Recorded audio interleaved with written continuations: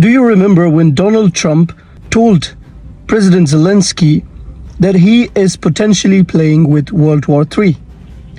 Now, before we talk about that and the link to current crisis between Iran and Israel, let's talk a little bit about World War I. World War I had different reasons, and the last thing that started it was the assassination of Archduke Franz Ferdinand of Austria-Hungary, and that divided the superpowers of the time, and they entered a war which resulted in approximately 40 million human casualties. Now, Donald Trump accused of Zelensky with potentially playing with World War III.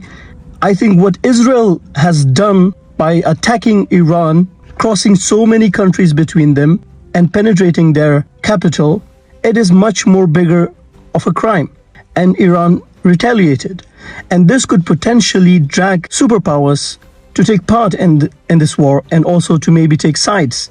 Now, we don't want a war. Nobody wants a war.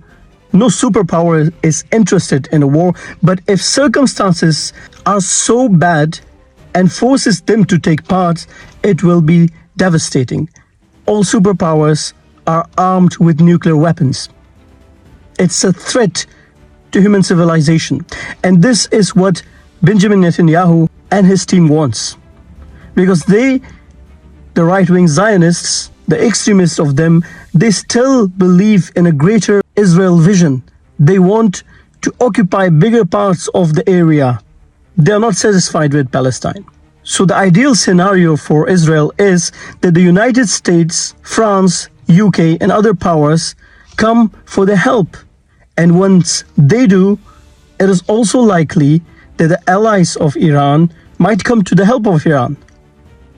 Russia might join, and China might join. And even some Gulf countries will start taking parts. And that will create a scenario very ideal for a World War III. And when the White House so publicly criticized Zelensky for his stance of not being ready or willing to reach a ceasefire with Russia and give some of their minerals to the US, it is really amazing why is not Israel facing the same kind of pressure. The only clear explanation to this is that Israel is not an indigenous population. It is a colonial project. It is a colonial project. And the United States, or some people in the United States government, are seeing this because of various reasons, which is beyond the topic of this video. They see it as their colony, as their representation. It has religious reasons, it has political reasons, and it has also reasons tied to the Zionist lobby in the US. They have paid big money to politicians. So the United States is still supporting Israel.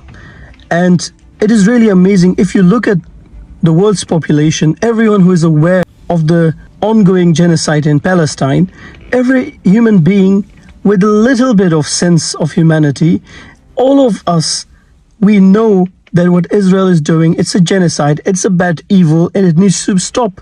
But yet for Israel, it's a great opportunity. They want a greater Israel. They want to drag other countries to this conflict. Now, it's very hard to predict what's going to happen in the future. No one can predict the future. But what Israel is doing is very dangerous. It's dragging the world into a whole new conflict. And we cannot underestimate this. I mean, Gaza, a tiny place on earth, which is an open-air prison according to all experts, all human rights organizations, this place has divided the world. You have people on one camp supporting Israel's genocide, which is a minority, but a powerful minority. And you have the majority of world's population on the other side, and they are siding with Palestine.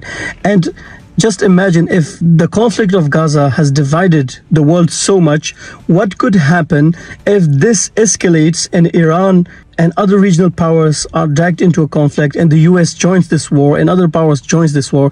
This is an ideal scenario for World War III, and we hope it will not happen. We hope the international community recognizes the tricks, the evil of the Israeli government, and they will not join the Zionist government. We hope world leaders of today are wise enough to recognize Israel's hypocrisy.